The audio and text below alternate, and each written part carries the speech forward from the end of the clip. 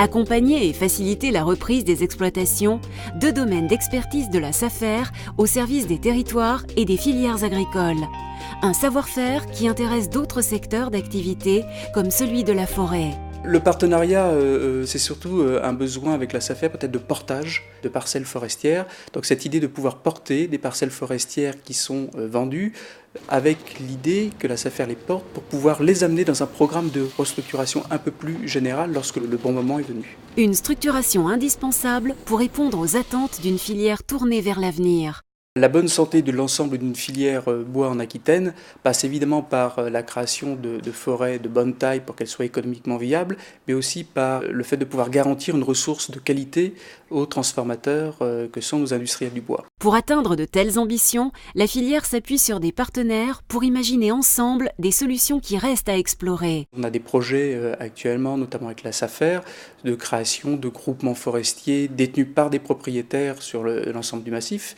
Et comme le bois est un matériau d'avenir qui ne cesse de se développer et qui prend des parts de marché, eh bien, les producteurs de bois que nous sommes, on considère qu'on a un rôle extrêmement important à jouer et un très bel avenir devant nous, même si l'histoire, depuis deux tempêtes, 99 et 2009, était un petit peu difficile.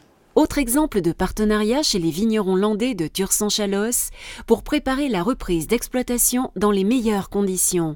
On a signé un partenariat avec la Chambre d'agriculture et la SAFER pour créer des vignobles structurés autour de la cave coopérative, surtout en Tursan pour l'instant, et mis en place un vignoble cave, c'est-à-dire une structure, une SCEA, qui exploite toutes les vignes qui n'ont plus de vignerons, mais avec aussi un objectif d'installer des jeunes, c'est-à-dire de structurer des vignobles, un peu comme une écloserie d'entreprise, où l'on pourrait installer un jeune à l'avenir.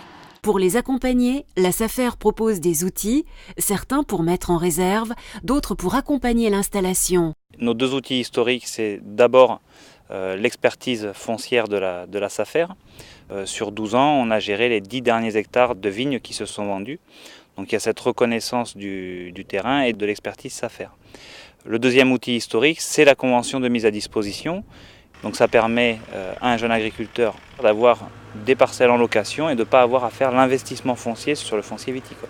La SAFER nous propose des outils nouveaux aujourd'hui qui sont donc le bail précaire qui peut être une solution sur des vignobles déjà en place chez des gens qui font valoir leur droit à la retraite.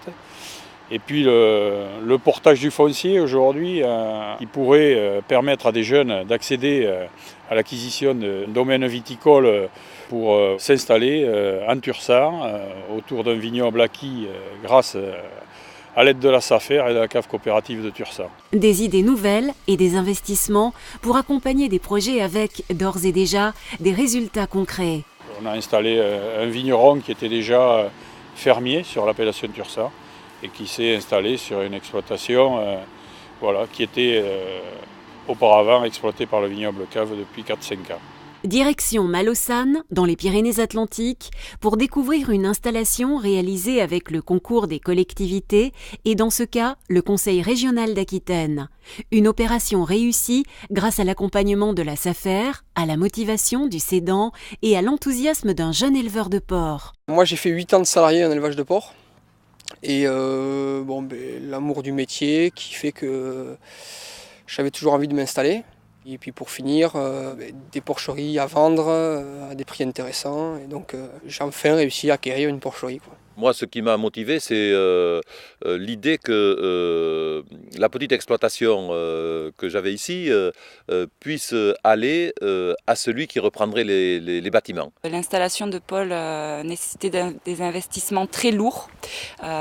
Et donc une des solutions était que la SAFER puisse acheter le foncier, le stocker pour Paul, pour justement différer les investissements de foncier dans 10 ans. Il a acheté dans un premier temps que les bâtiments. La SAFER a acheté à M. Dupont le foncier qu'il met à disposition de Paul. C'est le principe du portage. J'achèterai le foncier que dans 10 ans, sachant que dans 10 ans, j'aurai remboursé mon élevage. Un dispositif SAFER qui permet de faciliter la reprise et d'apporter une garantie aux parties prenantes. Mon gros point fort, ça a été par l'intermédiaire de différents organismes comme la SAFER.